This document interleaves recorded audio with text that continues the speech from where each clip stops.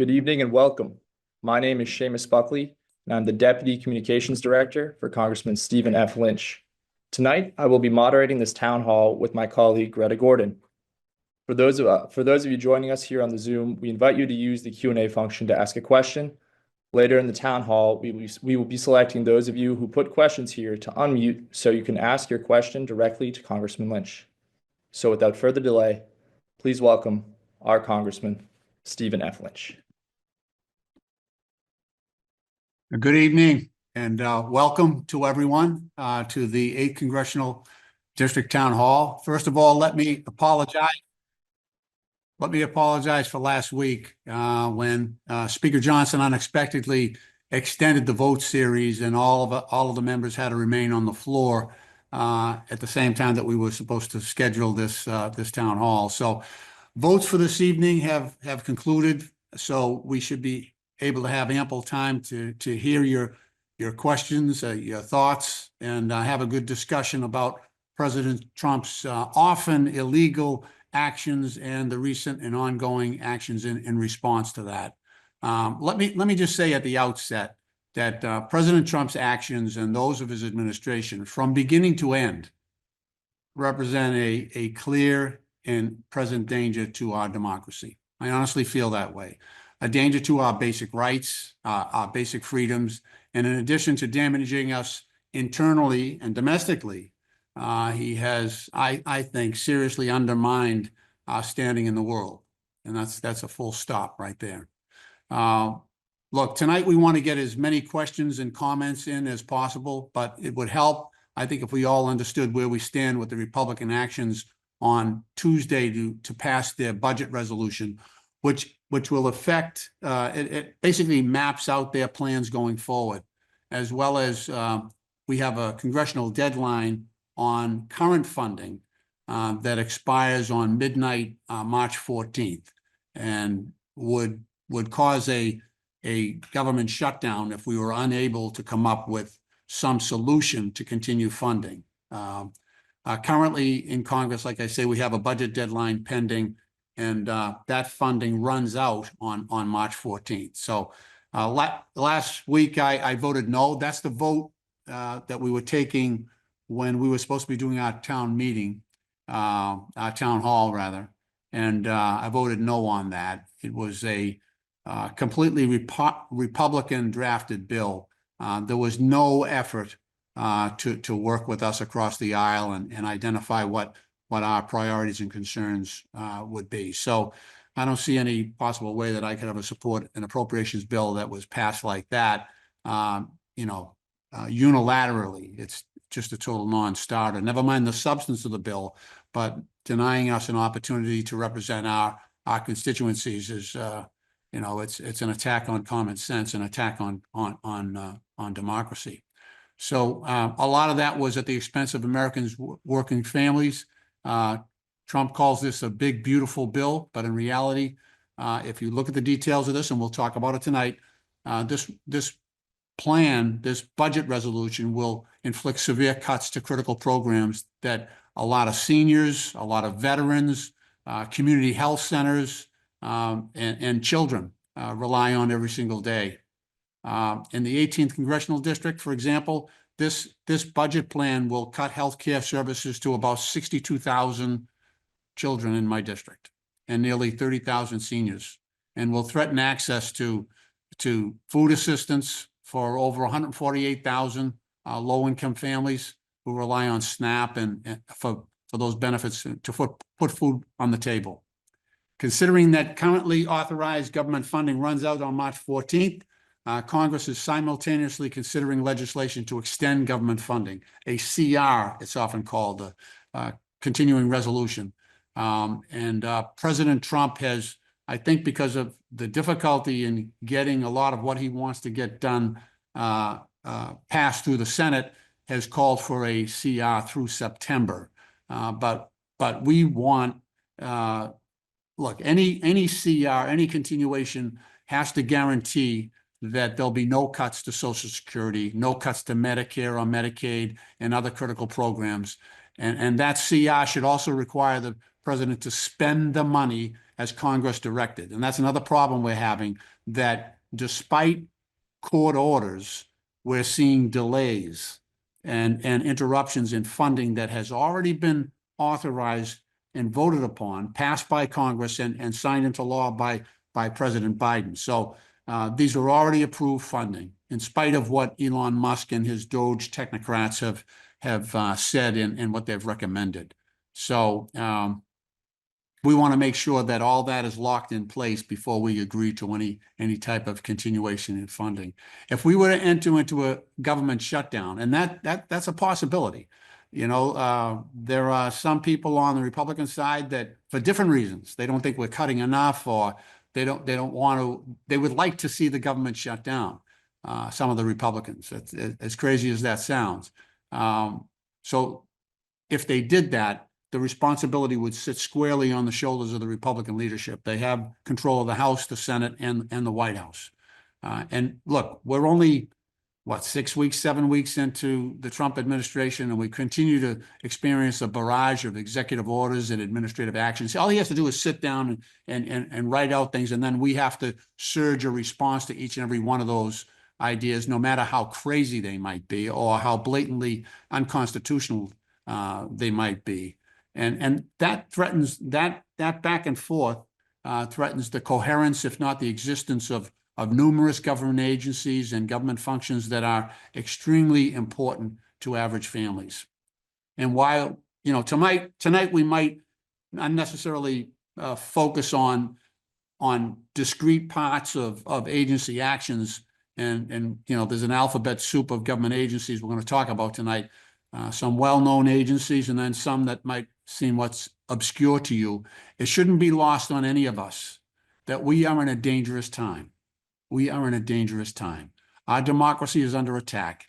And in the aggregate, if all of these hostile and illegal actions taken together, if they were left unchallenged, it would have a tremendously corrosive effect on our constitutional framework and the structure of our representative democracy itself, and the whole fabric of our basic rights and freedoms that are granted and protected under our constitutional and the rule of law. But the key words in there are "if left unchallenged." And all of these actions are being challenged by rapid response teams. I was asked by Hakeem Jeffries to join a litigation working group that focuses on each and every legal action that we take, either by Congress or with the cooperation of different groups. We've I think as of close of business day on Thursday of last week, I think we had 78 legal actions, lawsuits in court against various actions or executive orders issued by the president. And some of that is by the Congressional Litigation Working Group and the Labor Caucus. But we're also got some great partners here, some pro-democracy groups like Democracy Forward and Public Citizen, and the federal employee unions like NAGE and AFG and NTEU, the National Treasury Employees Association, AFSCME, all of the postal unions, because they're under threat. They want to privatize them as well. And as well, we have some attorneys from the ACLU that are working on a bunch of cases for us, and some private law firms as well, like the Alden Group, that have weighed in and have provided unbelievable support. So, like I say, as a result of the collaboration, we've worked to file more than, I think now it's more than 80 lawsuits today. I'm going to have somebody come on here and talk about that in a second. But those 80 lawsuits are among 11 federal circuits, 11 different federal circuits, 8 different states, to reverse those Trump administration actions. In many of the cases, we've been successful with judges issuing TROs, temporary restraining orders, or in some cases, preliminary injunctions, namely to prevent the cessation of federal grant programs. In other cases, stopping Elon Musk and his Doge team from accessing sensitive Treasury payment systems, preventing USAID direct hires from being placed on administrative leave, and most recently preventing the mass layoffs of a lot of probationary employees across the government, as many as 30,000. So there have been 2 cases where we've been held to lack standing, that the court has redirected the case to the Labor Board. However, we believe the standing decisions were incorrect or can easily be remedied by us substituting other plaintiffs, because they've said Congress doesn't have standing, but we have injured plaintiffs who do have standing. But this fight goes on. We're joined by 2 guests this evening, Rushab Sanghvi, who's General Counsel for the American Federation of Government Employees, and Jim Farley, who's the Executive Vice President for the National Association of Government Employees. We work with both of these gentlemen. They've been heroic in the resources they've brought to this fight, and the support that they've given everyone here. So I want to thank both of those gentlemen for participating tonight, and we'll hear from them later in the town hall. So this is a moment of great consequence for our country and our representative democracy, and it's going to be a test of our resolve. Where there are definite indication that the recent actions of President Trump and Elon Musk have caused a serious drop in the president's job approval, we need to do more to make people understand what these cuts are and what these mass firings mean to average families. We need to communicate what it means to people waiting for life-saving therapies for cancer or Alzheimer's when researchers are fired. We need to explain what it means to veterans who are seeking treatment when 1,000 employees at the VA were fired 2 weeks ago, and another 1,400 were fired in this recent week. So that's 2,400 veterans employees that were fired already, and we had a gap. We had a shortage of VA employees of about 3,000 employees to begin with. That goes back to the Biden administration. So now we are about 5,400 employees short at the VA, and that means veterans have to wait 6-8 months for an appointment with a specialist, or a year for a determination on eligibility, because some of these people were working in the benefits field, some were working actually in providing health care. But Democrats are united in this fight.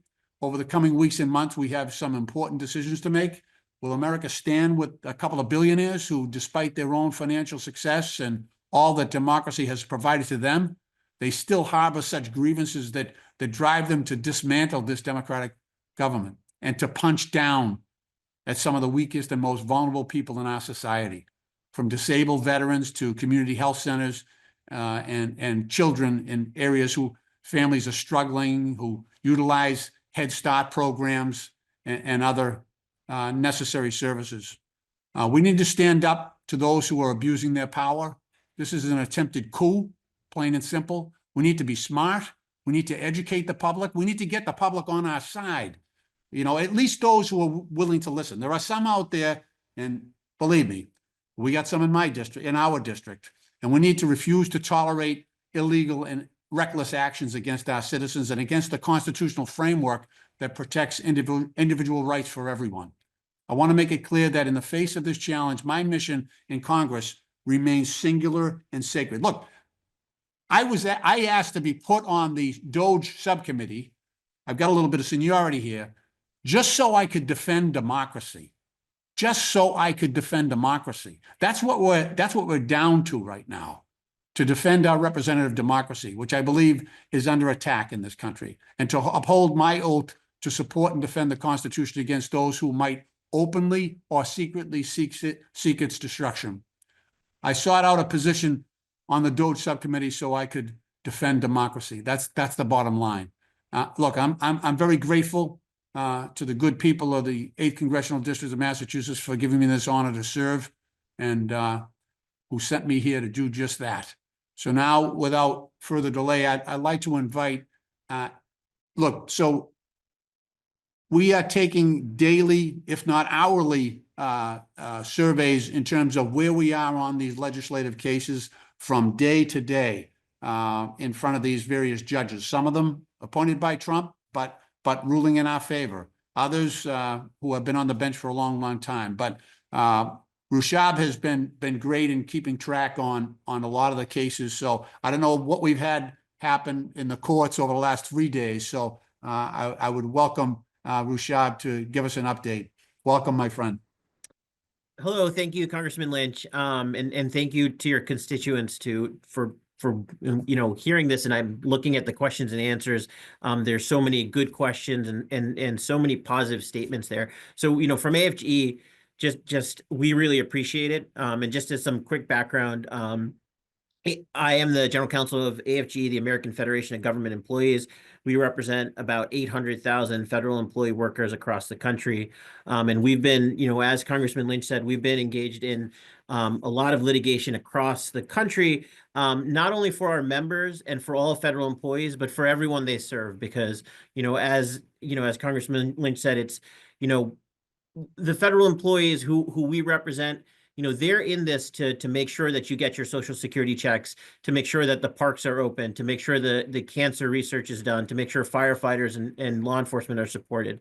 So I won't go into too much more because I know you all have a lot of questions, but to answer your specific question, Congressman, there's been a lot of litigation. The most recent case we had, which I'll highlight, was a case we filed in California with a whole host of partners involving the removal of probationary employees. And so many of you have probably heard sometime around February 14th, OPM directed various agencies across the government to terminate probationary employees.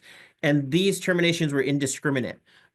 There were thousands of employees terminated from all different agencies. When these employees were terminated, they were told that they were terminated for performance reasons, despite the fact that many of them were top performing employees. Quick background for those of you who don't know, probationary employees are usually people who are either new to the government or new to their positions. They've had 1 or 2 years, one or less than 1 or 2 years of service, depending on the position they're in. But anyway, OPM directed these terminations. We saw people terminated, Forest Service employees terminated, people who clear brush to prevent forest fires. We had numerous firefighters who were terminated, cancer researchers. So we filed this lawsuit basically saying OPM can't make this decision to terminate these employees. It has to be the agencies. And if you want to terminate people in sort of this mass fashion, you have to go through the procedures that Congress enacted, that the administration has regulations for, the reduction in force procedures.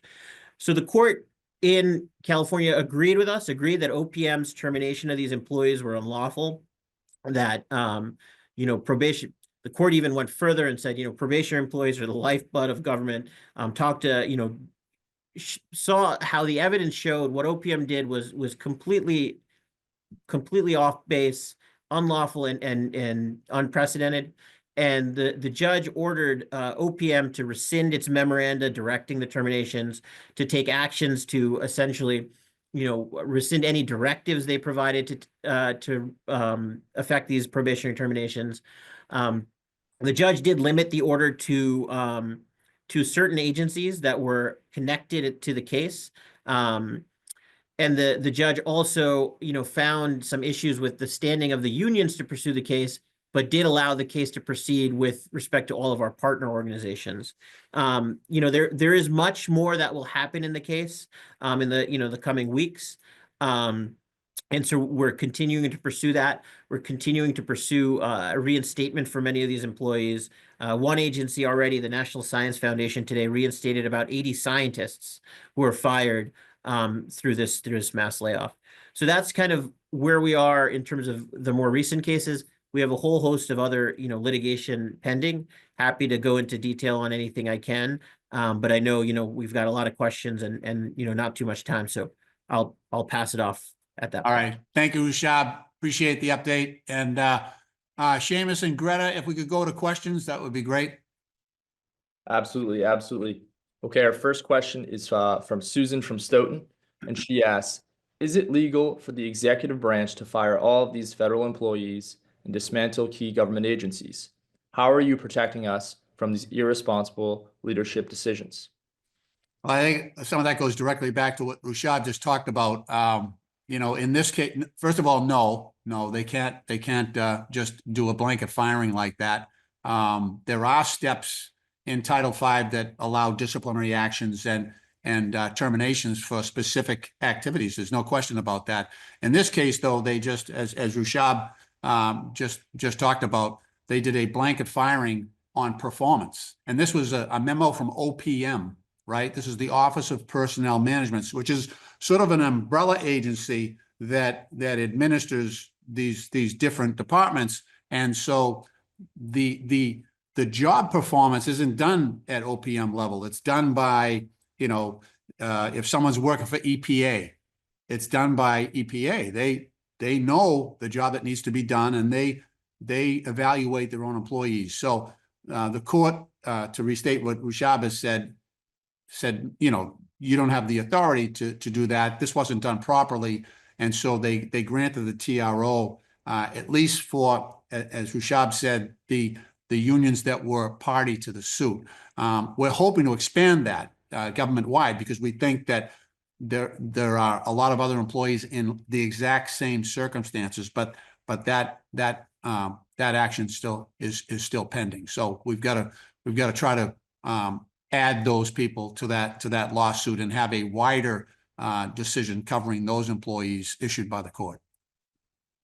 Great, thank you, Congressman. Next is from Jim from Quincy, and he asks, will the wrongful termination of federal employees be reversed? Why don't I let Rushab talk about that? Yeah, so it will in some circumstances. This ruling itself, the judge in this case, he indicated that he didn't have the authority to reverse them at this juncture because of sort of how the posture of the case. But we're going to be moving forward to request broader relief in the near future. And so we do believe and we hope that the judge will move further to reinstate these employees. Some agencies have, again, taken it on their own to sort of understand, hey, we shouldn't have fired these people. The judge told us that OPM was not legally allowed to tell us to fire these people, so we're going to reverse our decision. And so that's already started. And again, as we move forward, we hope to get more employees reinstated. I'll also note that there are several other pending legal actions in play. There was a complaint filed with another agency called the Office of Special Counsel that resulted in 6 employees and potentially more in the future being reinstated. We've also worked with other partners to file things at the Merit Systems Protection Board to ask for reinstatements. So again, we're moving fast and we're moving on all different fronts to try and get these reinstatements. And we anticipate they will start coming in. Thank you, Rushab. And just to follow up on that, those 6 employees are representative of other employees who are in the exact same situation. So we're hoping that decision will get a wider impact when it's applied to those other employees. All right, can we go another question? Our next question is from Carol, and she asks, have any of the judgments, such as temporary restraining orders, had an impact? Well, yeah, they put people back to work. So, Rushab, what do you have on this? Yeah, I think, there's been so many different judgments in so many different cases. And in some cases, for instance, they put people back to work. In other cases, for instance, I mentioned before, the Office of Special Counsel. So Trump tried to fire this person illegally. And there was a TRO and then a preliminary injunction that reinstated the special counsel who as background, the special counsel is sort of a government watchdog of sorts. Who reviews complaints from employees, whistleblower complaints, and other complaints of illegal action by other agencies. And so, one judgment put him back to work and allowed him to pursue some claims for some employees. There have been a whole host of other successes, including, stopping the administration from freezing grants, stopping the administration from, dismantling certain agencies. And so, we continue to pursue these cases, not just AFG, but other partners. And we think this is having an effect, and we hope it will continue to have an effect. That's great. Thank you. Next question. Next, we have Christine, another constituent, and she asks, how can Trump freeze funding that has already been approved by Congress? Yeah, he cannot. So That's the impoundment theory, so that we've had cases in the past where presidents have tried to do this and the courts it's gone to the Supreme Court and they've ruled that that was illegal. So I feel most confident about that. Here's the problem though. It gets more complicated. In some cases, and I've been dealing with some of my local health centers, where we authorized and President Biden signed funding for those local community health centers in Massachusetts and across the country. And so they shut the portal down for a number of our community health centers. And we pushed back. We went right back against the administration, and they opened it back up briefly.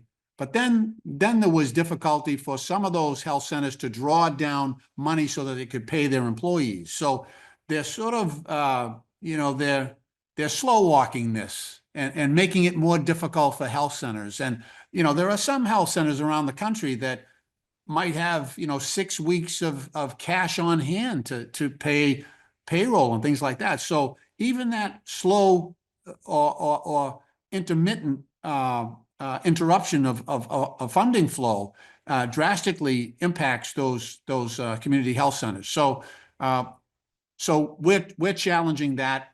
Our difficulty has been where the Trump administration hasn't necessarily defied the courts, but they haven't, like I said, they're slow walking their compliance, and they're not doing what the court ordered.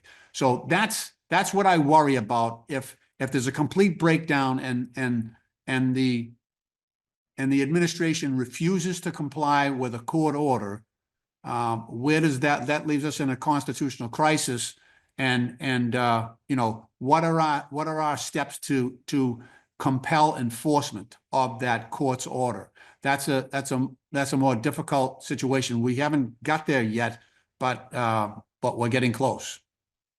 Rushab, I don't know if you have anything else you want to add to that. No, I think, Congressman, that's going to be a real test, and hopefully we have a lot of other strong Congress people like yourself and constituents like this to sort of help bring it to the streets. The other, so we've been looking at this because we're trying to anticipate that they would do this. They say a lot of things, and sometimes they really mean what they're saying. Other times they're lying.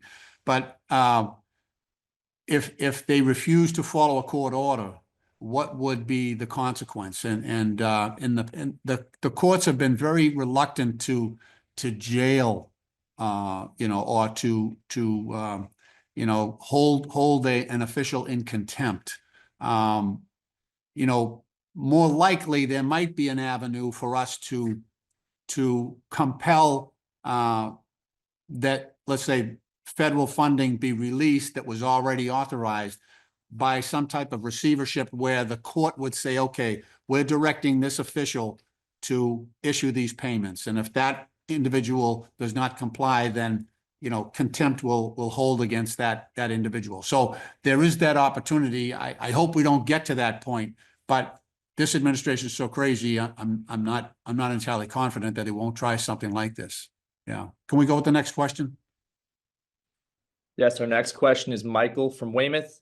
He asks, will my veterans benefits, disability payments, and dependency indemnity compensation be affected by the new administration? Also, will my federal employee retirement benefits, pay and medical, health, dental, vision, be affected by the new administration?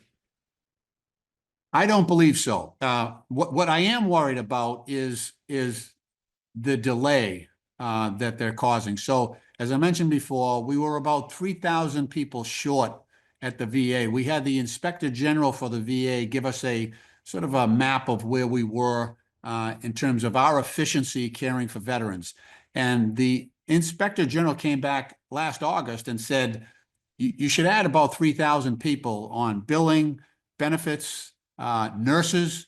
82% of the VA hospitals, he said, that he surveyed, his office surveyed, needed nurses. 82% of the hospitals. So then the Trump administration comes in, they lay off 1,000 the first week they're in, then they lay off another 1,400. So we're down like 5,400 employees. What I worry about is the delay that, so right now, we have a backlog at the VA of 2,500 cases. I'm sorry, 250,000 cases, 250,000 cases backlog. So now, after you lay off all these employees, it's going to cause a spike in that backlog, and I worry because we've seen this. 15 years ago, we saw something like this before we hired enough people to handle all this. So, what I'm worried about is in the 6 or 8 months, we're going to see a 500,000 case. We'll have 500,000 cases backlogged at the VA. And that would mean that people are waiting 8 or 10 months for an appointment at the VA, or their disability case is not being heard promptly. And a lot of these are older men and women who these go back to World War II. So, we've had situation where, these proud, decorated veterans have passed away waiting for their benefits to be approved. And also in some cases, the benefits would accrue to the family to help care for that veteran. And those are being threatened as well because of the laying people off. So that's a fight. I just had a protest and a press conference down at the West Roxbury VA, pushing back on this. And we had a lot of veterans come out and support us. A lot of the unions came out and supported us. So we're trying to let people know what this means to their families, and bring this home so that people really understand what the damage that's being inflicted here. And if we had $5 left, we should be spending it on the veterans. Veterans benefits are different. Veterans benefits are for services already rendered. These men and women served our country. This is something we owe to them. So, and not only that, but in many cases, we've already authorized some of the funding, and they're curtailing that funding from going forward. So I spent a lot of time on that. Rushab, I don't know if you have anything to add on that, but I'll just add that over 30% of federal employees, or our members rather, are veterans. So the firing of federal employees directly affects veterans. Also, we represent many of the employees of the Veterans Affairs, and we've already heard reports that the firing of about 2,600 people over the last couple of weeks has had effects to services. Crisis hotlines have been understaffed. And other administration actions like the email, 5 points email, have taken time away from patient care. And so, it's just, it's important. We believe it's really important to highlight these issues, and we thank you for doing so. Yeah, no, thank you, Rushab, and it's a great point. Something as critical as this, we had devastating suicides among veterans coming back from Iraq and Afghanistan, and here we are cutting the suicide, hotline at the VA, Anyway, next question. The next question is for Maggie, and she asks, what immediate actions are you taking to stop the illegal dismantling of USAID, which is not only costing thousands of American jobs, but also threatening to escalate humanitarian crises around the world and jeopardizing American safety and national security? Right. So USAID is one of the cases that we brought up first. So we have direct hires that are impacted. Those direct hires were put back in.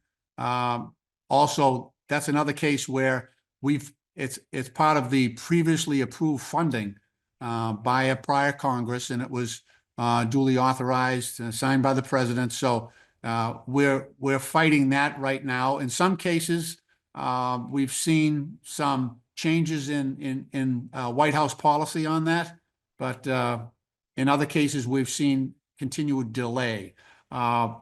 We do have some support among some of the rank and file Republicans on that issue, especially, I've done a lot of work on landmine removal, things like that actually protect our sons and daughters in uniform when they're deployed in in conflict zones.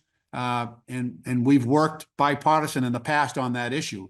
So I think a lot of the Republicans were surprised at that as well. So we are pushing back on that. Rushab, I'm not sure what else you have on that.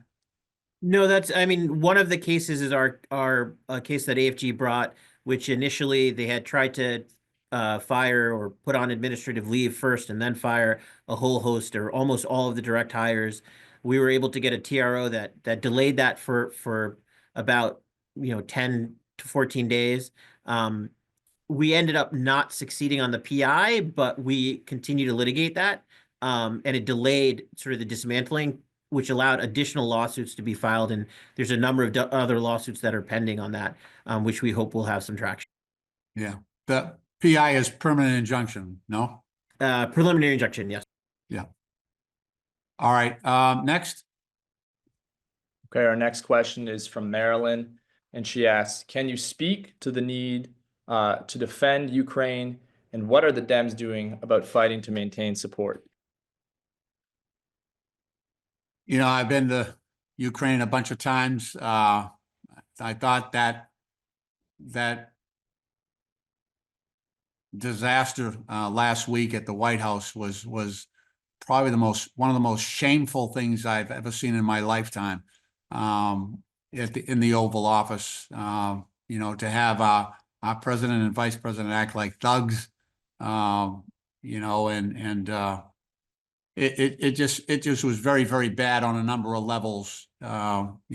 If they truly understood what was going on in Ukraine, and I mean, let's just think about it. I mean, call it what it is.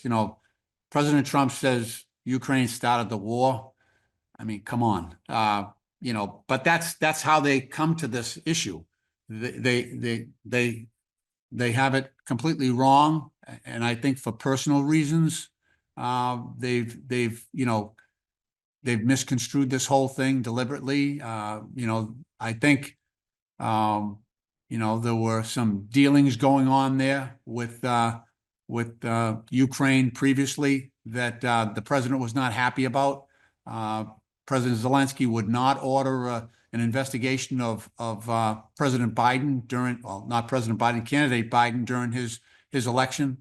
And I think there's some serious resentment there. But look, Russia, a lot of us sat through those classified briefings and watched as Russia brought their armored divisions, across the country, right to the Ukraine border, and then proceeded to invade. Our intelligence officers informed Zelensky that was going to happen. He did not believe it at first. We had to persuade him that this was really going to happen. He didn't think that they would do that, and they did. Fortunately, the Ukrainians stood up and fought valiantly. They were totally outnumbered, but through their own courage and perseverance, they defeated those armored divisions going into Ukraine. But look, we have supported, I think it's $174 billion that I have voted for over the past 5 years to arm and equip Ukrainian soldiers to defeat the Russian invaders. It's not only a fight for Ukraine, it's a fight for Europe, and we're not alone in that. The United States admittedly has paid for about half of the military aid there, but the aid overall. But the rest of Europe, the EU, has also stepped up and picked up the other half of the cost. Unfortunately, they're on their own right now because I think this administration is pulling back, and I think it'll be very difficult to maintain the level of funding that we have with the current administration in place.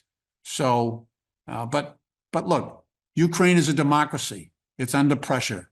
I mean, my dad was a World War II veteran, an Army veteran. He fought the Nazis in North Africa and on the Italian peninsula. And when I think about his generation, 5 of his brothers and his sister also served, and to have us, stab Ukraine in the back as they're fighting for their lives and for their freedom. I mean, you know, it's just disgraceful. It is just absolutely disgraceful. So I'm going to continue. I'm going to give a speech tomorrow on the floor or the next day. I know we have the State of the Union tomorrow, so I think they're sweeping the chamber. But you know, I'm going to continue to stand up for Ukraine. You know, I firmly believe we are in the right in defending Ukraine, and you know, they're not asking us to send America's sons and daughters to fight their fight. They're just asking for the equipment and the weapons they need to defend themselves. And you know, it's tragic that we've undermined, this administration in a matter of weeks has undermined alliances that have been in place for 70 years. You know, I could go on this, but it is so wrong what we are doing with respect to Ukraine right now, what the administration is doing to Ukraine. You know, my heart, my prayers, and my vote is with Ukraine to succeed. You know, I'd pick, you know, Zelensky over Putin any day of the week in terms of, you know, a valiant, viable, you know, thoughtful leader. I mean, Putin is a gangster. He's a gangster. There's no other way about it. But I'll let this go for now. Hopefully that answers your question. Congressman, we're going to bring a constituent, Dan Zapula, online to ask his question directly to you. Great, thank you. Congressman, can you hear me? I can, Dan. Yeah, thank you. Please go ahead. Thank you. First of all, thank you for doing this. So my question is, in your view, why hasn't more of the Republican Senate or House pushed back against the president's unconstitutional actions? Do you think it's out of fear of political retaliation, just simple agreement with his actions, or something else? Yeah. I think, look, I mean, some of them are crazy. They're like Trump, you know. So, but so when I first came to Congress, there used to be about 70 Republicans that I could work with. You know, they would sponsor my bills. We would agree on things like, you know, health centers, transportation, infrastructure, you know, veterans. That number has shrunk, and I think it's because many of them are in hiding. They've either left or they are legitimately fearful of their own positions. You know, the Trump, the true Trumpers are pretty vicious. You know, in terms of going after people who step out of line and don't vote along with Trump. And he's very vindictive, as you know. I mean, he's you know, he's very revengeful, and you know, we don't have enough buses for people that he's throwing into the bus. You know, he goes right after people. It's very sad. But I do think it's the first thing that you said. They are afraid. They are fearful. But I can't believe, because some of these men and women are, you know, I thought were good and decent people. And how can you allow your family's reputation? It's like Quisling, you know, who went and supported Hitler against his own country. And you know, do you want that on your family's name? Do you want that on your reputation? You know, I just don't get it. There are some signs that some of those members are starting to speak up. I think as you know, as this gets worse, you know, and you know, a lot of these Republicans support their health centers. You know, a health center in you know, Montana or you know, in Oklahoma, then for that community with the health center, if that goes away, they've got about a 400-mile ride to the nearest rural hospital. So it'll be devastating for some of those Republican districts. And so you're seeing some of them say, whoa, you know, don't cut the Medicaid funding to my health center, because, you know, that's 40% of their funding. And that's really important to the families that I represent. So you're starting to see them get nervous about things. The veterans, the cuts to veterans, some of them are getting nervous about that. So you're seeing there's starting to be cracks in their ranks. And the crazier Trump gets, I think you might have more members stepping up, but they haven't stepped up fast enough and far enough, in my opinion. There's no excuse for that. And look, I prosecuted the president twice. I'm on the oversight committee, voted to impeach him twice. There was no way that guy should have been saved by the United States Senate, and impeachment should not have failed. But anyway, thank you, Dan. Thank you. Agreed. Thank you, Congressman. Our next question is from Ellen. She asks, how are you planning to support Boston and our Mayor Michelle Wu during the oversight hearing on Wednesday? So as soon as I heard that the mayor was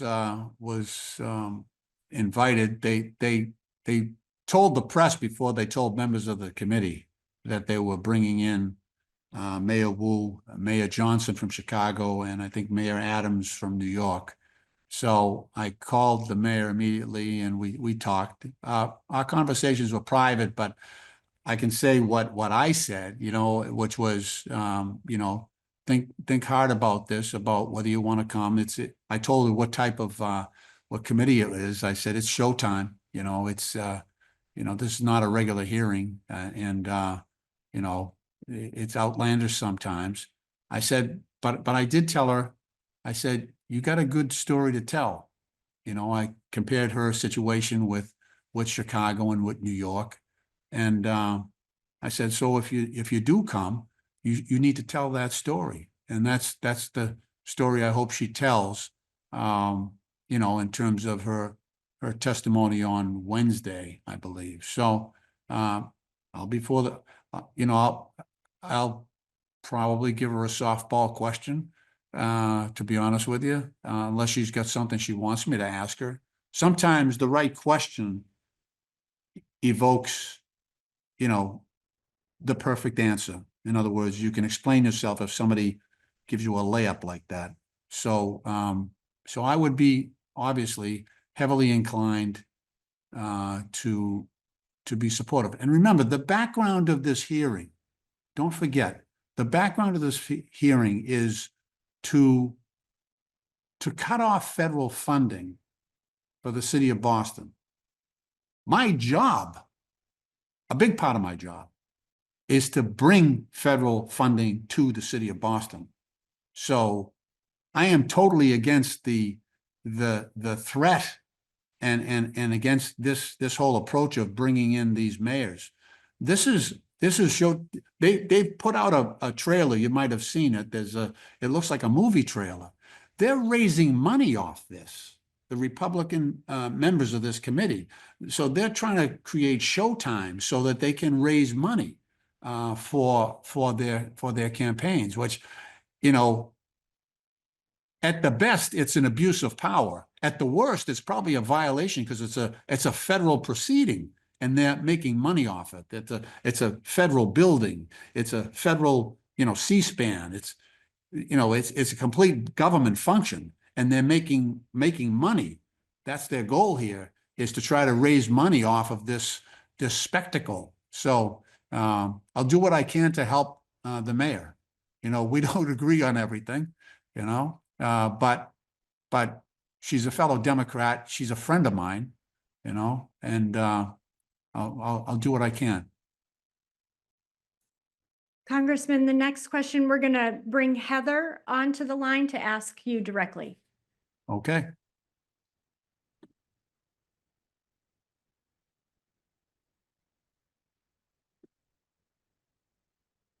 Hi, Heather. Oh, hi, I'm sorry. That's okay. Thank you so much for all you're doing and struggling through with this. In terms of the budget that's going to the Senate, I'm very concerned about my daughter with a disability. She gets DDS services. She's on Medicaid. And if she were to lose that, it would be pretty devastating. So I'm wondering whether there will actually be any help in not having the Medicaid services cut. Yeah, well, I'm very, very worried. So let me talk about the House side, then I'll talk about the Senate side, just to make it clearer.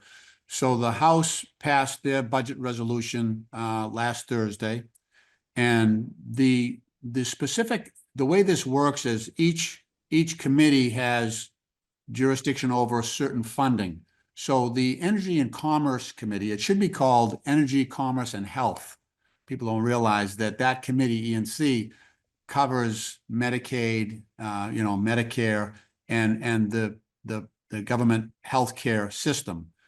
So when they passed the budget resolution, the Republicans' blueprint said, we're going to cut $880 billion from that account.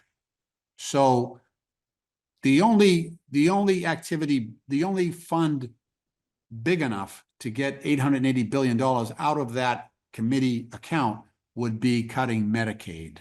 So that's why we know that their plan is to cut Medicaid. We know that. Now, the Senate has set up a different structure. I'm not in the Senate, but I know there's a difference between the two here. So there'll be a fight. That's part of why Trump is asking for a CR, because they can't figure this out yet. They both got two different ideas, and so it's not clear yet who will win out. But it's not good. It's not good. So your fears are not unfounded, unfortunately. And we'll just have to try to find ways to do carve out so that we continue to provide that funding. Let me this is an important issue, and there's a lot of people out there worried about Medicaid. So let me spend about another minute on this. Look, Medicaid for Massachusetts is funded in the following fashion. The state pays for every Medicaid dollar, right? The state pays 50 cents and the federal government pays 50 cents. But Massachusetts has been very generous. We did a big expansion. We do a lot with Medicaid. So it's 50 cents from the state, 50 cents for federal. Down in Mississippi, that hasn't done an expansion, and they haven't done a lot with Medicaid down there. The reimbursement rate for Mississippi is 77 cents comes from the federal government. 23 cents comes from the state because they haven't expanded that much. And so any cuts to Medicaid will hurt Massachusetts far greater than a lot of other states because we've expanded it and we do so much with it, right? And so, I sat with the governor 2 Mondays ago, and we kind of talked about how this might roll out. And because of the suddenness of this change and how it could roll out, it would not give Governor Healy an ability to respond to that. There's no way you could plan for this. And it could blow a hole in our budget that would be in the billions because of the number of people, number of families that we take care of on Medicaid. Like I said earlier, 40% of you think about it's basically a program for those who are struggling, right? And you think about health centers, 40% of their funding comes from Medicaid. And our hospitals, disproportionate share hospitals that are taking care of areas that are struggling. They'd be hard hit as well. So we got a lot to worry about, but we're going to fight like heck to make sure we keep every Medicaid dollar. And I know there are a few, and we only need a few. There are a few on the Republican side that agree with us that should not happen. So I'm hopeful, but we're in a serious fix. I can't deny that. Thank you so much. Thank you. Our next question comes from Zara from Zoom. So just give us 1 second.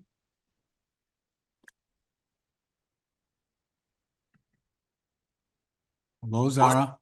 Hello. Thank you very much, Congressman. Thank you.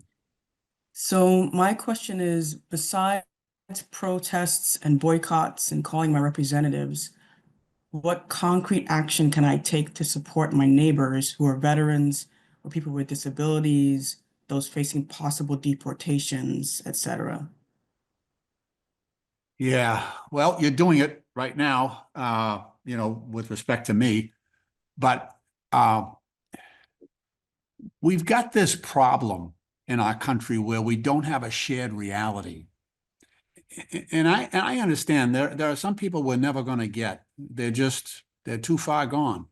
But there are a lot of other people that might have voted for Trump for other reasons. They might be independents. They might have been fearful of you know, they didn't want to go Democrat for whatever reason. We need to persuade those people. We need to teach them. We need to educate them. We need to help them understand what this means and what's going on here. And you know, that's why we chose the VA hospital, so that we could show that, you know, everybody loves our veterans, and I think we all agree.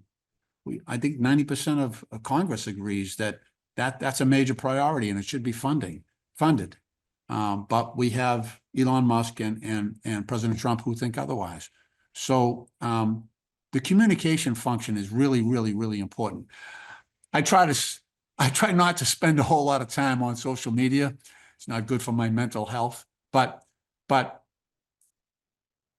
I know people who do. And we just got to speak the truth. When you see the crazy stuff online, you got to speak out against it. You know, when you know, and I know it can be difficult in communities, but we need to push back. I mean, I had a bunch of my towns go for Donald Trump in the last election. That never happened before, not to the degree that it has. And you know, there's almost like we don't have a shared reality anymore.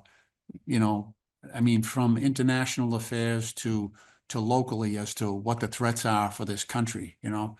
And you know, Trump has been masterful in terms of using fear and anger, you know, and punching down against groups that are most vulnerable.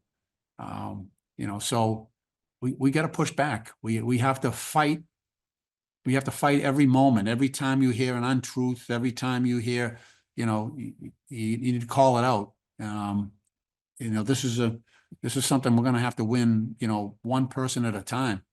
And, you know, I do think that, you know, in the past 5 or 6 weeks, a lot of people are having second thoughts. They're having buyer's remorse in terms of what they got at the White House.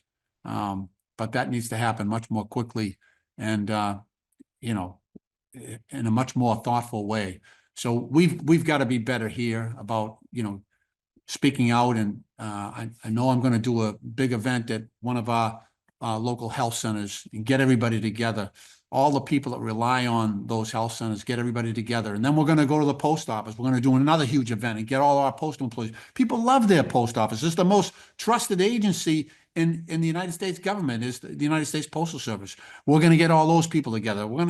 So one group at a time, one interest at a time, you know, to bring that united purpose and that awareness, you know, that I think it was Abraham Lincoln said, you know, if you have public perception on your side, you can do anything. And if you don't, you can't do anything, you know? So we need to build that case and get the American public on our side, not just in Massachusetts, but everywhere. Thank you. Thank you, Congressman. I'm going to ask the next question from a constituent who asked to remain anonymous. How do you plan on protecting LGBTQ and trans persons in your district? By voting with, you know, voting with conscience. You know, we have one particular group down here, HRC, you know, the Human Rights Coalition, that does amazing work, and they're frequent flyers to this office. And so, you know, look, so I represent almost 800,000 people. And there's a lot of LGBTQ and trans people in that, especially LGBTQ, not as many trans, but that's how it is, that I represent. I've also, as someone who, you know, comes in contact with families whose children have gender dysphoria or gender incongruence, and are trying to get medical help for their kids. And these are young kids. These are children. And, I know Boston Children's is doing amazing work. Pittsburgh University Hospital is doing amazing work on that as well. Gender affirming care. I will vote for. Look, I don't pretend to know everything, like what the best therapies and what the best thing to do but I do know doctors who know the best things to do, and I'm going to fund them and try to help people understand. Look, I'm a moderate Democrat. I'm not a liberal. I'll admit that. And so I understand it better after I dealt with a bunch of families that are going through that. It's hard not to relate when you see it in human terms. When your 3-year-old, son says, "Daddy, me a girl," when you see parents that, this is new to them, it's a shock to them, and okay, they understand it, and then they've got to get help, right? And so, we need to educate people on this issue. I think the trans issue, the transgender issue is the most I don't think, it's being driven by a lot of stuff out there that, is just punching down at those families, at those kids, at the transgender community. And, we've got to, we've seen great progress in this country on the LGBTQ issue. We've seen growing. We need to do a lot more, but compared to where we were 30, 40 years ago, when I think about my mother's generation and how they viewed that issue, we've come miles and miles and miles, and we have further to go, right?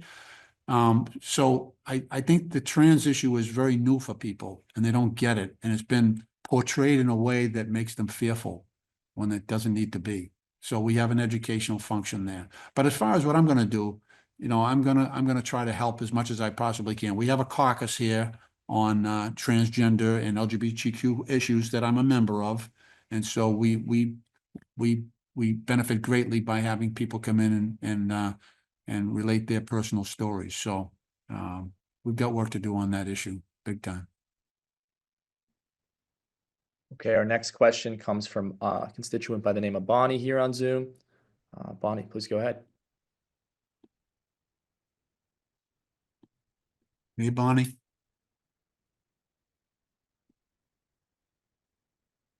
Bonnie, are you muted? We might be having some. Sorry. Here we- What is your position on the Trump-Gaza Gold Coast plan to eliminate Palestinians from their land? And what are you doing to stop it? Okay. Look, I don't think that's a serious plan. I'm against it, even if it's I've been into Gaza a couple of times.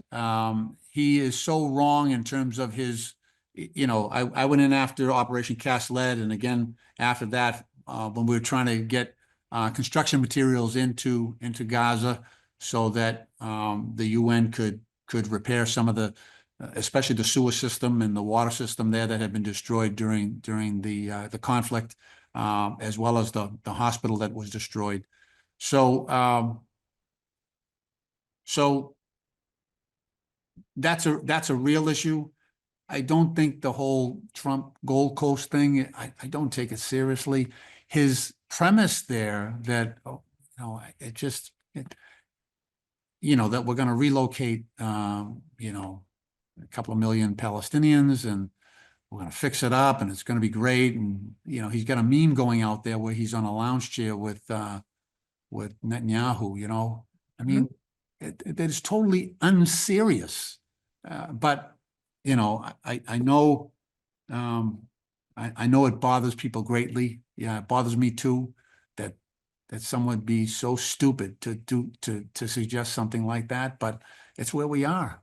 Um, so I don't think that's a serious effort. I think he likes to just spin stuff out and hey, look over here, that type of thing. I think it's a diversionary tactic. I don't think that there's anyone in the region, you know, King Abdallah in Jordan, one of our closest allies, you know, even, you know, Egypt was against it. There was nobody in the region that would support that type of Right. thing. And so I don't think it's serious. Thank you. Well, except our bombs are bombing and continuing to bomb Gaza. So we have to stop bombing. Yeah. So. All right, next question. Congressman, the next question comes from Eleanor, and she says, my son, and this is from Zoom, my son had cancer twice as a child, and changes in a 3-year timeframe protocols changing saved his life a second time. My husband just completed treatment for his third distinct cancer. What can be done to stop the onslaught against researchers who are solving these problems daily? Yeah. My family has been affected by cancer as well. And so you live on research, right? You live on the progress that is being made to save your loved ones. So I've been there. I am there. So this idea that we would lay off researchers, people don't understand that, you know, these are some of the best and brightest that have dedicated their lives to research, whether it's on cancer or Alzheimer's. And this is an incredible time where we're seeing some amazing, amazing progress. Keytruda, someone who I love very, very much, was saved by that so far. And so I remember, you know, 6 or 7 years ago, a high school buddy of mine came down with a serious cancer, and a mutual friend of ours said, you know, Pete's trying to get into this study. It's a blind study on Keytruda. Can you try to help him out? So that's what my office does. So we called, and luckily enough, he got in there, and so he's alive today. He's alive today. That drug that was experimental. It was a study, a blind study. Who said we wasn't sure he was going to get that drug. That's FDA approved today, and it's saving millions of people. Way too expensive, but that's another story. So the research, this is an incredible time. You know, in our area, Dana-Farber, I think is involved in something like 50% of all the clinical studies and clinical trials for cancer research. That place is a blessing. It's on the nurses, the staff, the docs, you know, so we are in our area, and people come there for obviously from all over the world, but we are benefiting greatly because of the research that is being done right. And it's thousands of jobs.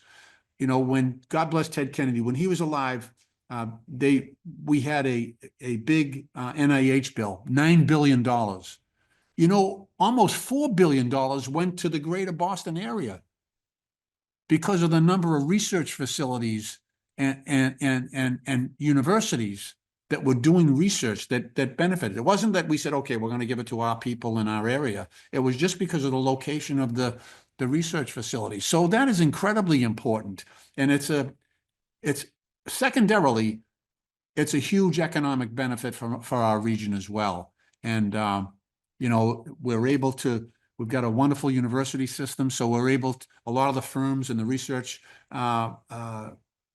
organizations are able to, the research labs are able to get those kids right in out of college and utilize that brain power and that expertise, and we're all better off for it. So I'll do everything I possibly can to add. We don't, we got to do more on cancer research, and this is a critical time. We're really doing some amazing stuff right now with some of these companies that are, Vertex and others that are making breakthroughs every single day. So now is the time to step on the gas on research, on Alzheimer's, on some of these rare orphan diseases, on cancer as well. Now's the time to step on that gas and increase the flow of funding for these research organizations and centers, so that we can save more people faster.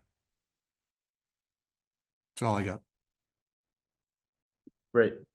Our next question comes from Caleb, and he asks, how will the 25% tariffs on Canada and Mexico impact Massachusetts? Yeah. Great question. So I was an iron worker for about 20 years before I went to law school, and a lot of our steel comes from Canada. So if you're bidding on a project, if you're trying to build a high-rise tower or a bridge in Massachusetts, your steel's coming from Canada.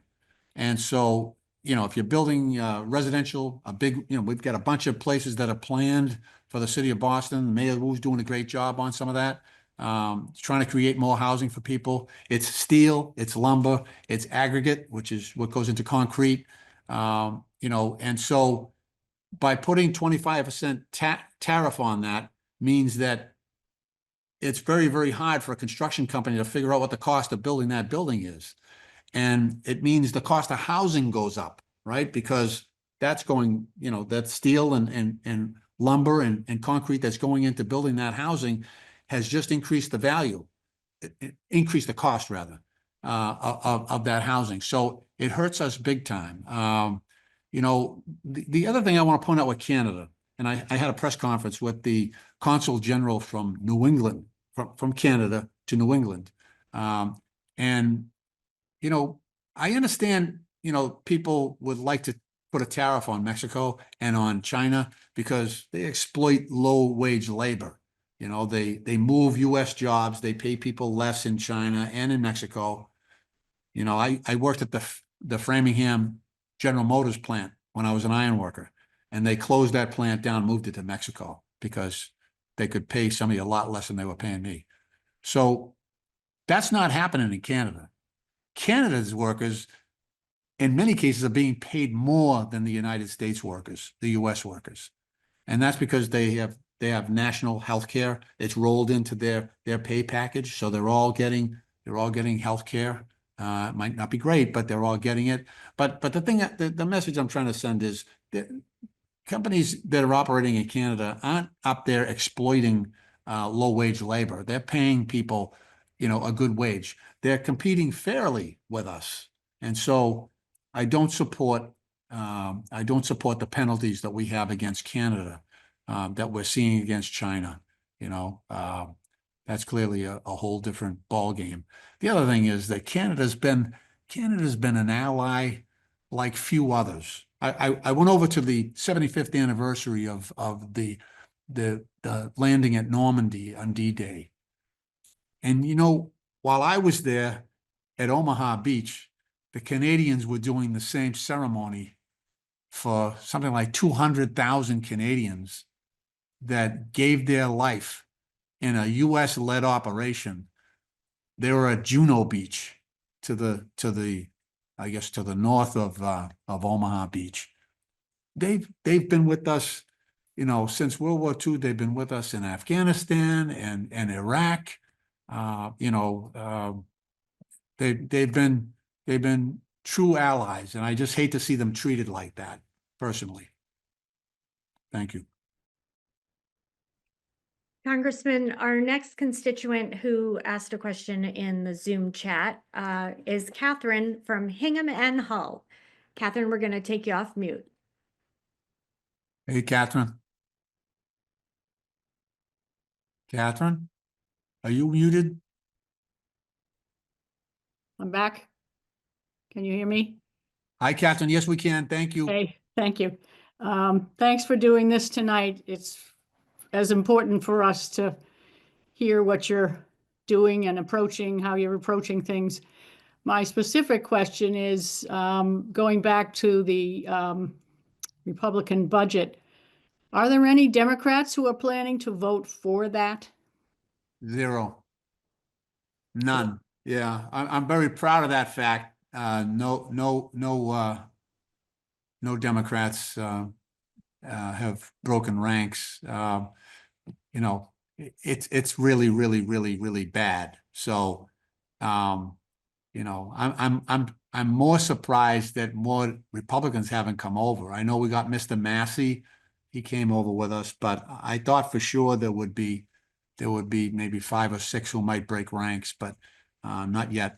Not How yet. many do you need to break ranks? Right now, if we had got one more the other night, one more, they beat us 217 to 215, right? If one more person had moved over to us, it would have been 216 to 216. And ties fail. Ties fail in Congress. So it would have gone down. That's how close we are. That's how close we are. That's how close those votes were for some of the nominees too. Just that one person. Yeah. Used to be Yeah. a strategy. Yeah. Yeah. Thank you. Thank you. Thank you, Kathleen. All right, our next constituent is Anne Marie, joining us here on Zoom. I'm going to unmute her now. Hello, Anne Marie.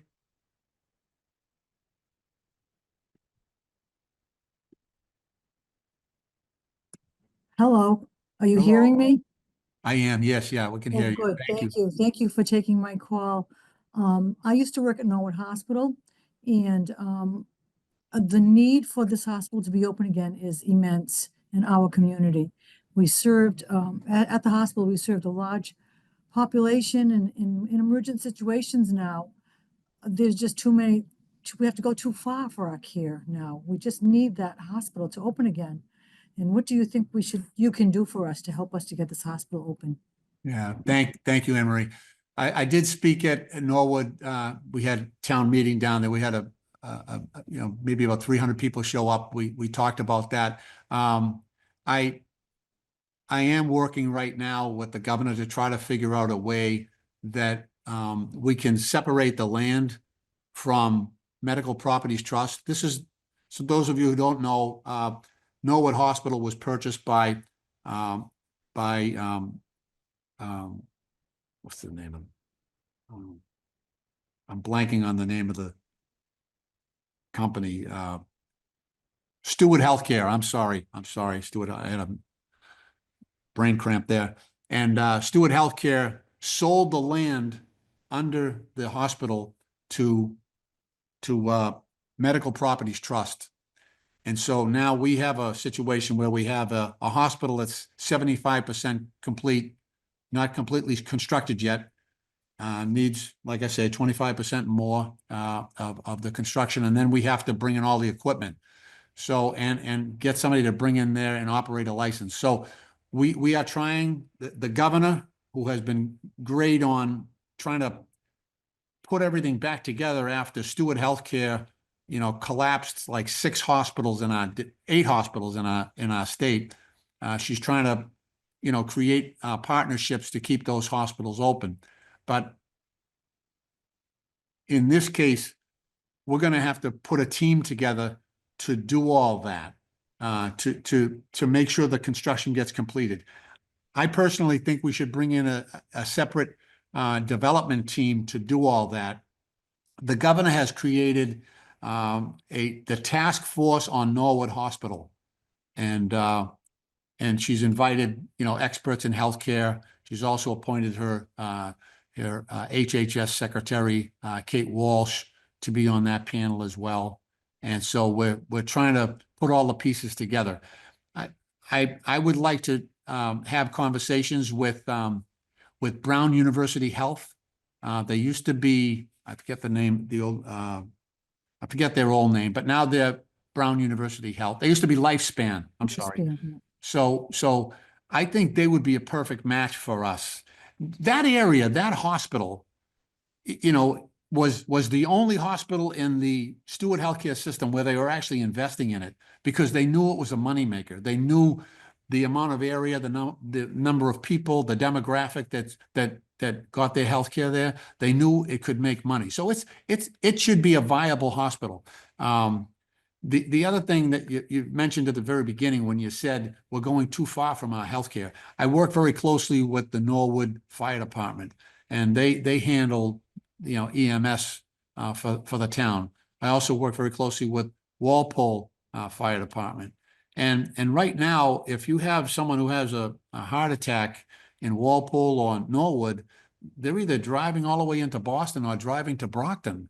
And so that ambulance is out of commission until it gets back. And we don't have a lot of ambulances that are able to address the emergency needs of those communities. So we can't continue operating like this. We've got to get that hospital back up and running and take the pressure, because all these other hospitals around are having massive oversubscription. They've got people in the corridors waiting for a bed. So it's reverberating throughout the hospital system there. So we're working hard to try to get that hospital back up and running, not only for Norwood and the surrounding towns, but also to take the pressure off South Shore Hospital and you know, Boston Medical Center and some of the other local hospitals in Brockton, Good Sam and Brockton Hospital. So we're working on it. I know that Senator Mike Rush and State Representative John Rogers, Senator Feeney's also involved. We're working our tails off to try to get this thing back up and running. I appreciate that. It's very important that we have it in our community, because I do live in Walpole and we're all feeling the pinch. It's not any fun to be sick when you can't get to a hospital. I hear you. But Okay. thank you very, very much. Thank you, Anne Marie. Thank you. Congressman, next we have Joe from Quincy, who will join us to ask her question live. Well, there's gonna be a lot of affairs if I don't. Hi, Joe. Good evening, Congressman Lynch. Hi, how- Earlier you mentioned the post office, and I just had a quick follow-up about that. Because I heard today that the president is looking to get rid of all the people at the top and then bring it under the executive branch. And I'm wondering what you and Congress can do to prevent that. Okay.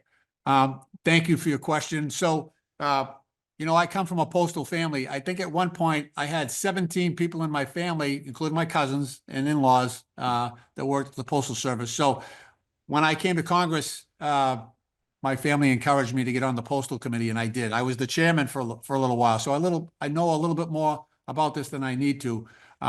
We need to save the Postal Service, right? Yeah. You know, it's the most trusted government institution that we have. Year after year, you know, they do a poll, and the postal workers are the most trusted employees that we have of any government worker. You know, the whole Postal Service runs on stamps. They're not entitled to an appropriation. When you buy your stamp, that's what's funding all this operation. So the post office is also committed to deliver to every single home in America, every single business in America, 6 days a week. That's what they have to do. Some of these other companies, they pick and choose, you know, God bless them. I love UPS, and I love some of these other folks, but the only one that has a commitment to deliver to every American home, whether you're out in the boonies or, you know, downtown, is the United States Postal Service. And you know, we saw what happened on September 11th when people were afraid that the anthrax attacks that happened on the heels of that on September 11th infected the Postal Service. People started mailing envelopes in with anthrax in it to some of our facilities down here in Washington. And I remember there was great fear that the postal workers were going to stay out. They weren't going to come in because they were afraid. But because of the union leadership and the the men and women at the United States Postal Service, they said, no, we're Americans, we're coming to work. And they risked their own lives in order to make sure that the mail went through. And you won't get that type of commitment from just a private company. I think they'll take a whole different view of things. There's another piece of this too. Since 1980, we've reduced the number of people at the Postal Service by about 100,000 people. So we've already done what Trump is talking about. We've reduced it by 100,000 people because of automation. We've got high-speed machines now that we never had before. So it's an answer looking for I don't think it's critical in terms of saving the taxpayer money by privatizing the Postal Service. I think we'll lose that global service that we have, and we'll lose that commitment by our postal employees that we have right now.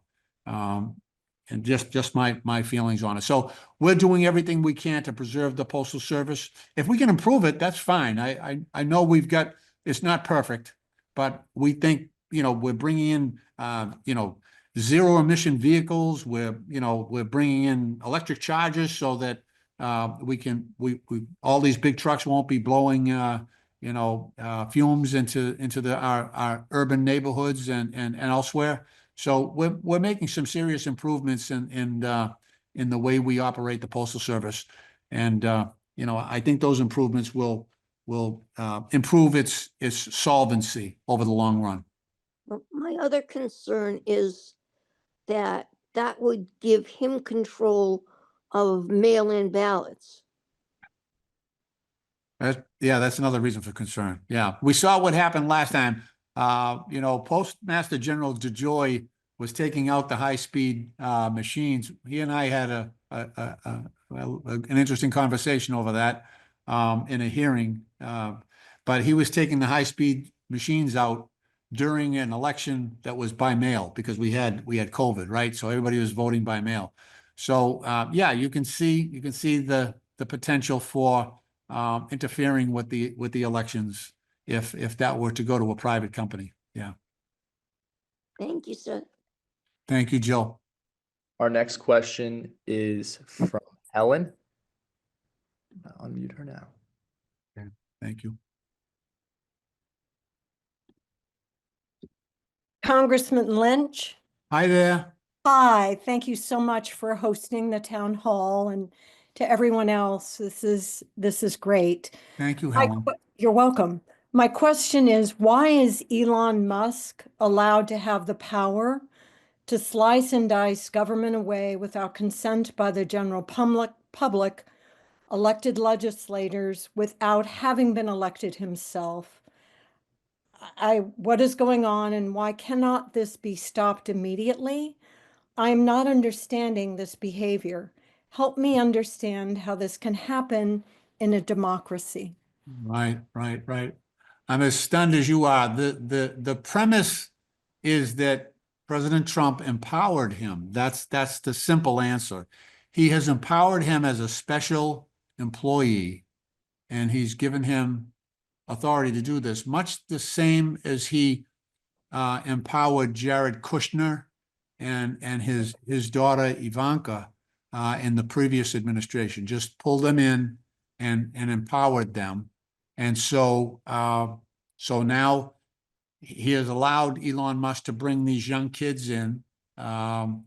We've been able to stop some of the things because he's been asking for access to the Treasury payment systems and some very, very sensitive databases that would expose the private information of hundreds of millions of American citizens in a fashion where those employees that are working for him don't have the proper security clearance and would be a security risk themselves.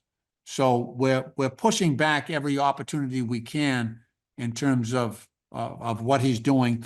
He's done some things that that illustrate how ill-prepared, ill-equipped he is. You know, he laid off 300 of our top nuclear security personnel. And then, you know, 4 days later, he said, whoops, I've got to hire them back. Not all of them came back because they you know, obviously they don't feel that they're in secure positions because of the way that they were fired. The same thing that happened with some of our employees that were at USAID. You know, he fired those people, and many of them came back, but others, you know, just lost faith in the administration and chose not to come back. There are other cases where, you know, he's fired people and then had to turn around and hire them back. So it just shows you how poorly planned this whole thing was. And, you know, with him marching around on the stage with a chainsaw, you know, it's so childish and ridiculous. But, you know, the president says he likes that. The president says that's what he wants him to do. So that's where the problem is. The problem is with the president.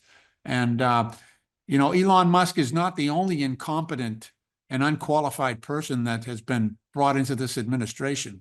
I can think of very few people who are competent. You know, they've got people who have been charged with, you know, offenses that are actually, you know, in charge of areas where they should have been banned. You know, we've seen some really, you know, you could start with the pardons for all those people who attacked the Capitol. I was here that day. The Republicans they ran faster than the Democrats did. And now all of a sudden, you know, nobody wants to say a word about the attacks on the Capitol Police Department and, you know, the deaths that those people caused. It's just, we're in a dangerous time. It's crazy right now. These are times of great consequence. The one thing I do want to ask is, you know, I see some of my colleagues, my Democratic colleagues that are trying to do the right thing, and I see them getting hammered by our own people. And I just want to remind people, someone who votes with you 98% of the time, you shouldn't treat that person as a sworn enemy. Save some of that hate and that anger for the people that are doing this to us. You know, I know sometimes that, look, in Massachusetts, there's no Republicans to yell at in Congress, but you know, I see how hard my colleagues are working and how exasperated and frustrated we all are with this. We share that. It's even worse because we're actually responsible, and we've got to come up with ways to dethrone this guy and to defend the country. We've got, you know, almost 4 years of this ahead of us. So, you know, we've got to be really, really, really smart. You know, I just think that, you know, it's good to keep that in mind, who the enemy is and who's doing this to us and who are the people that are trying to help us. You know, there's a real, you know, we're all on the same team is what I'm trying to say. We're all on the same team. We want the same things. And, you know, sometimes it doesn't feel that way. Okay. Thank you. Thank you, Congressman. Our next question is from Michael. As a retired airline employee and seeing the cuts at the FAA and the NTSB that are understaffed already, I'm concerned with the safety of the traveling public. Has anyone filed any lawsuits to stop the cuts in these departments? They were understaffed before these cuts. Yeah, I think they've actually, I may be wrong. Rushab, I know that in some cases they brought some of the FAA people back or withdrawn the memo. I'm not quite clear.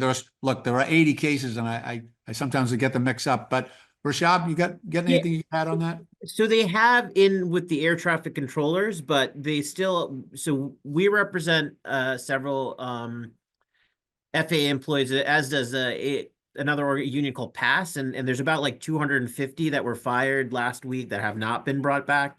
Many of them are engineers. None of them are air traffic controllers, but they're people who support the air traffic controllers, engineers, and they fired about 40 people at a training center for air traffic controllers in Oklahoma City. We are trying to include the FAA in our lawsuit and trying to get these people back to work. So that's something we're moving forward with, but it's again another example of how, they're indiscriminately firing people and affecting our safety. And, I think we've all seen the recent air disasters and the near disasters, the plane that was upside down. So you would think that would be an area where they would want to add some employees and take some of the pressure off of the air traffic controllers by increasing their support staff, which is the opposite of what they're doing right now. So, yeah, I know that I used to be on the aviation subcommittee, not in this current session of Congress. So I know that Rick Larson, who's the ranking Democrat on that, was raising that issue the other day on the Transportation Committee. Our next question comes from a constituent, Kim. So I'm going to unmute Kim right now.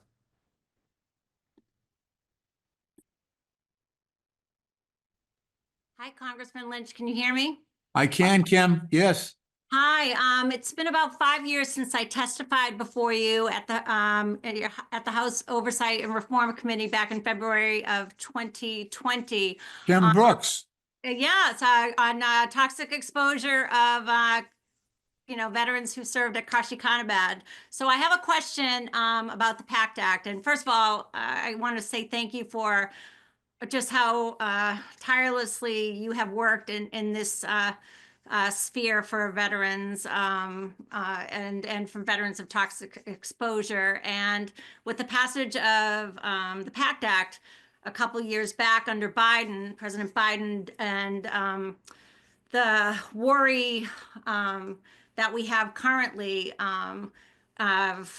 do you foresee that the PACT Act funding will be pulled under this current administration, given that, what's been written in Project 2025 and then this consensus of the GOP that the burn pit and toxic exposure related illnesses are too expensive? What are your thoughts on that? Because I know that many veterans out there are very worried. Well, Kim, first of all, let me just say thank you to you. Do you want to tell our guests about Lieutenant Colonel Brooks and Sure. Hi, everyone. My name is Kim Brooks. I am the surviving spouse of Lieutenant Colonel Timothy Brooks, who was a West Point graduate back in 1989.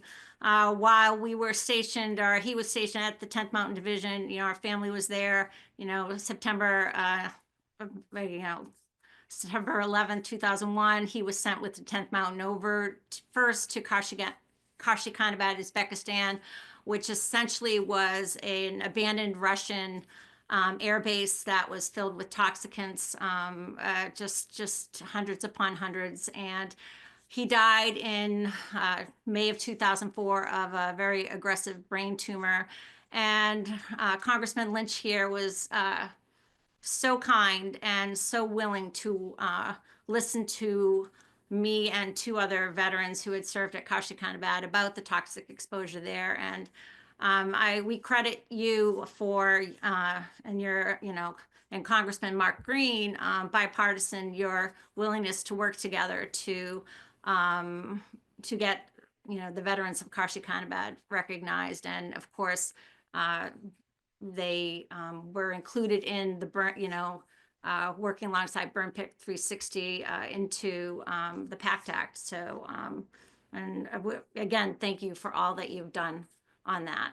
well, and it was your testimony that brought that to life and helped everybody understand, the real impact of that. So as a result of Kim's testimony and her work, and she had a wider group that was working with her, we did pass the PACT Act, which opened up the VA. It created a presumption from anybody who had been exposed. So now rather than going through this laborious process, all these veterans became, overnight after the bill passed, they became eligible for care at the VA as a result of their exposure.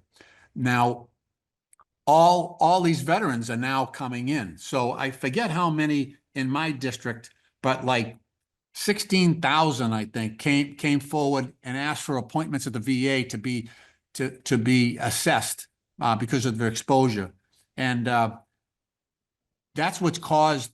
Remember when I talked about earlier the 250,000 cases? A lot of that is the PAC Act. These are all veterans who had been denied care before, but are now under the new law covered, and their families would be covered. So, so what we're trying to do, Kim, is pull enough Republicans like Mark Green from Tennessee over onto us, because he worked with me, you know, Republican and Democrat, worked on that bill for weeks with me.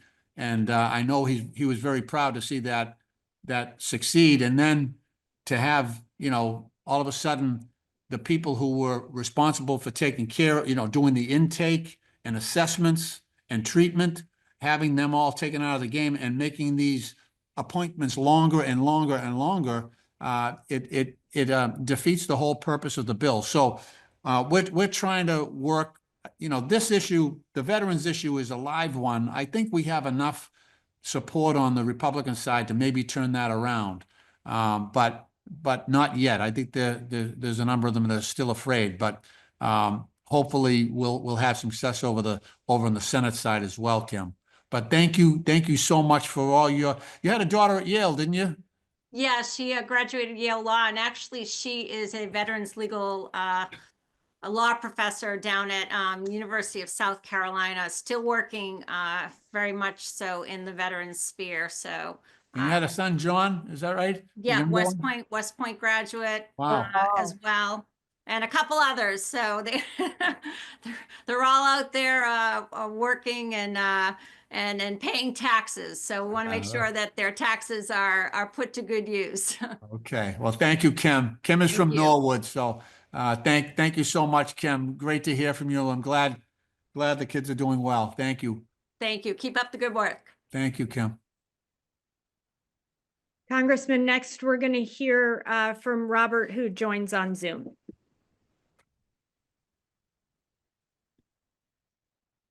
Hello, Congressman. Hey, Robert, how are you? I want to thank you for this. This has been very informative. And I just have one simple question. Sure. Has Trump done anything yet that is an impeachable offense? We've looked at that. So I'm on this litigation working group, and not yet. However, you know, he has resisted some of the decisions of the court. He's sort of slow walking them, hasn't really violated the law yet, but it's something that I know. I work closely with Jamie Raskin, myself, Jerry Conley, a few others on that. So we're looking for that opportunity. You know, I've already voted twice to impeach him, and you know, South Boston loves a hat trick. So you know, you never know. We'll have to wait and see. You know, I just have one comment. I hope that when he comes in to give his speech tomorrow night, that nobody stands up. yeah. I wish you were right. Yeah. Okay. Thank you for your call. Thanks for your kind words. Our next question comes from Sharon, and she asks, as someone in tech, I'm horrified with the casualness that Doge is playing with our data. What can Congress do to limit the access and usage of previously secure data? All right. So they did originally, the employees that Elon Musk set in there. I think one of them was in his one of them was 25. One was either younger than that. We had them both removed. They did not have proper security clearance, and there was a court order that denied them access. So I know Rushab is off, but I believe that injunction is. Oh, here he is. Rushab, anything on that, on the access to the the treasury payment systems? Yes, so there's a couple of different things, right? So there's actually multiple cases on that. There was one in New York that was where it was, I believe, the state attorney general's received a pretty broad TRO on preventing Doge from accessing Treasury, and it turned into a PI. And we also have a case. AFG is pursuing a case in DC asking for broader relief there too, and we expect a decision any day now on a PI motion. So there's a lot going on to prevent Doge from access. Again, there are ways that they're going to try to get around this, but we're trying our best here. Okay. All right. Thank you. Congressman, our next question comes from Ekaterina. She's asking a question about government cuts. Specifically, I want to know whether our agencies like Mass Fish and Wildlife will be affected and how significantly, and whether there's anything we can do. Yeah, I'm not sure of the funding mix. I do know that this NOAA has been affected. I know they've got folks down at the Woods Hole Oceanographic Institute. I know personally, I've heard from one of their employees that and they were probationary, so within the last 2 years. And so I know they've been affected. I'm not sure about the funding stream on the Massachusetts side. I would imagine there's some either grants or direct shared funding on that. So I'd have to look more closely at that. Yeah, that's a question I don't quite have the answer for, but we can get that information and we'll try to post it tomorrow, try to figure that out. Okay. Yeah, Congressman, if I could jump in, I'm Jim Farley. Oh, hey, Jim. Good to see you. We're the National Association of Government Employees, and we represent the nurses in Brockton and West Roxbury. We represent nurses at the National Institute of Health, and also 20,000 odd state employees. And just the impacts. Well, first, let me back up, and I want to thank you, Congressman, for coming out last Friday and standing at the VA hospital at the press conference with us and our coalition partners. And I just want to tell people generally, we're in a coalition with people like Rushab, with all these lawsuits. I was in federal court on the offer to give people $25,000 and get off the payroll. But even at the state level, we've got people who are very nervous, who process unemployment claims at Health and Human Services. What is the impact going to be for those folks? They're nervous about it. If it's federal funding in part, do those cuts trickle down to the state too? And it's been, as I'm sure the congressman would verify, just a fire drill every day, right, Rashad? But there are people out there. The good news, I think, is, the congressman talked about educating people and educating the public and your neighbors and people in other states and red and purple states to the real impacts that will happen with the cuts. You saw the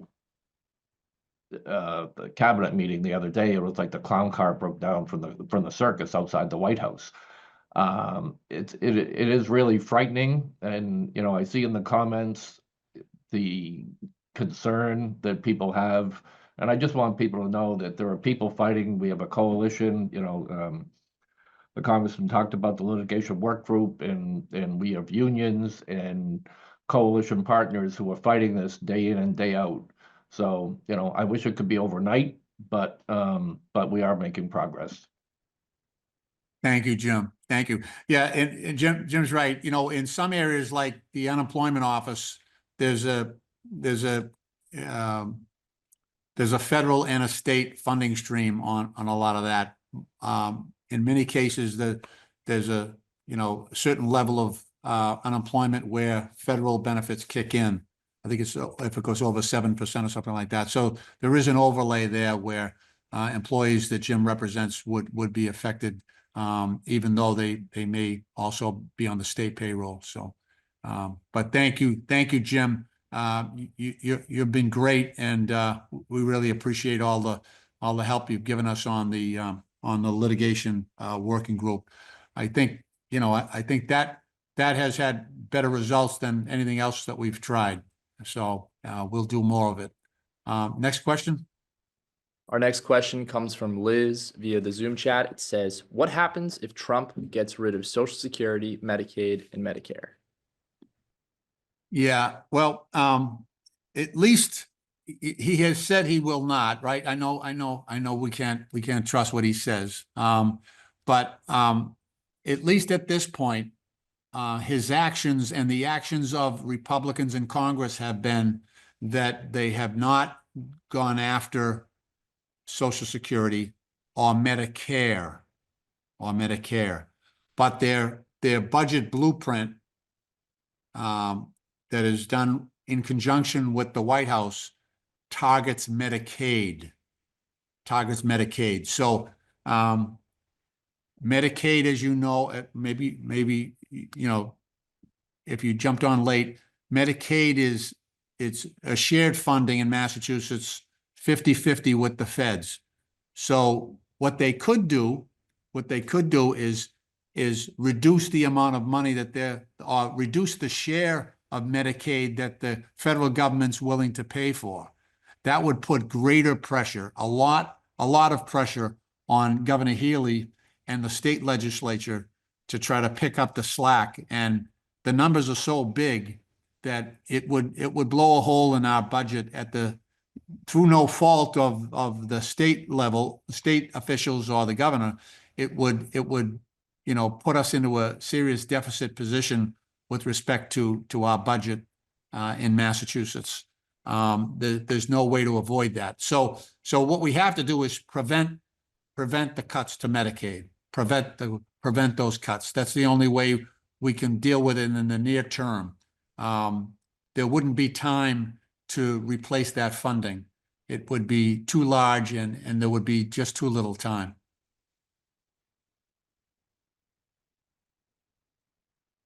All right, our next question is from Nancy and JP. She says, in order to stop illegal and harmful Trump actions, would you agree to use your leverage as a Democrat and oppose any bill sponsored by a Republican member? Yeah, so I've heard this before about opposing every bill that a Republican offers. Most of the bills, because they control the House and the Senate, they get the speakership. We can't even get a bill through rules without their cooperation. So most of the major legislation will be sponsored by Republicans. Here's my fear, and I know some people wanted me to take a pledge not to vote for any bill that was sponsored by a Republican. Here's my fear. We know they're nervous about veterans. We know that they're getting their fannies kicked because they've cut 5,400 people out of the VA. I think they're going to come back with a bill to try to replace some of those employees. I think they're going to do that. The other thing is, like I said before, they rely heavily in the western part of the country, and especially in these red states, they rely heavily on community health centers. Those are federally registered health centers, right? So I think the two bills that could come up would be, one would be to support veterans and one would be to support health centers. I would have, if I took that pledge, I'd have to vote no on money for veterans. I'd have to vote no on money for health centers. The Republicans are very big on the farm bill.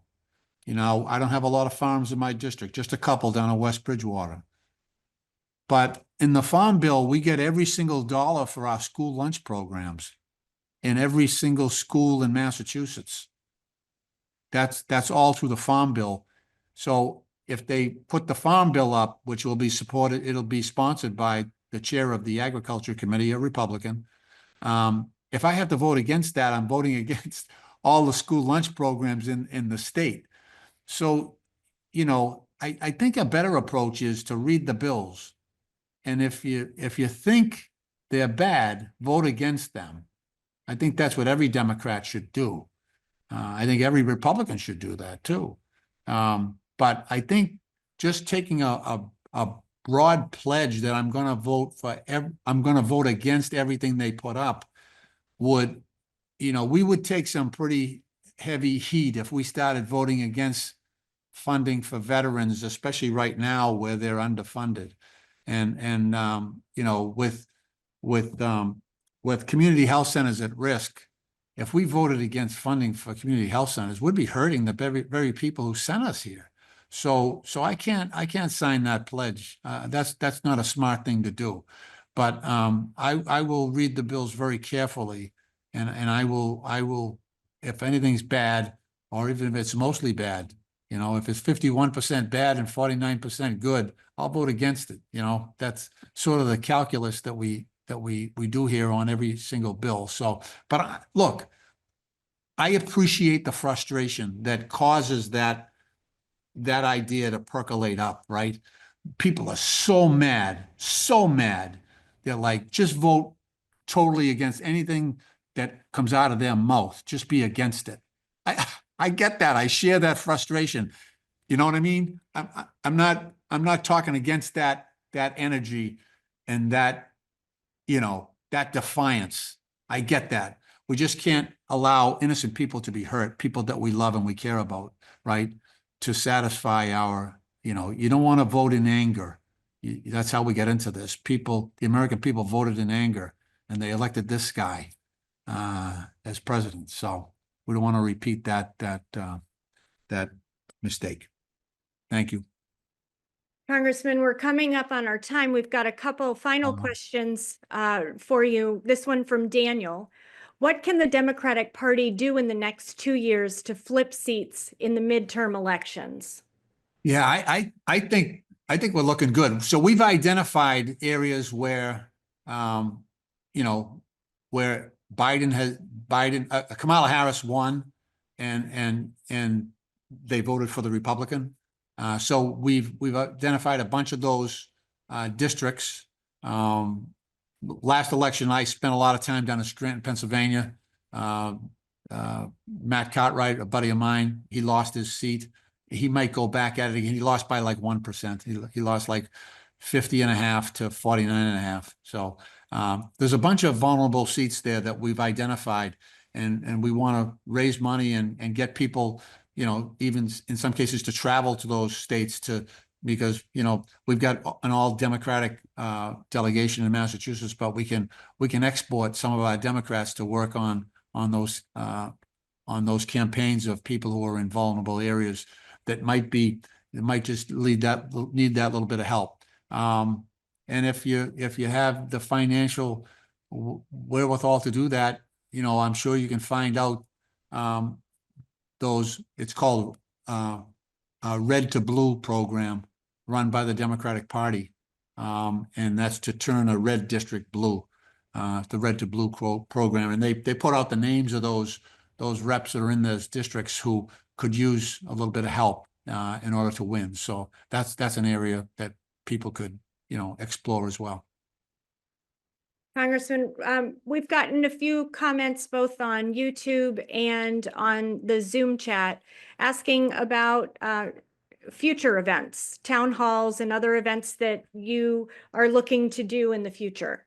Yeah, I do like to do one in person. I like to do a couple in person. You know, I got I got 18 towns and 3 cities. So I like to spread it around so people could actually come in. I know some of my federal employees have said, can we do a little, you know, Q&A with, you know, bring a bunch of the union people in. I love that idea.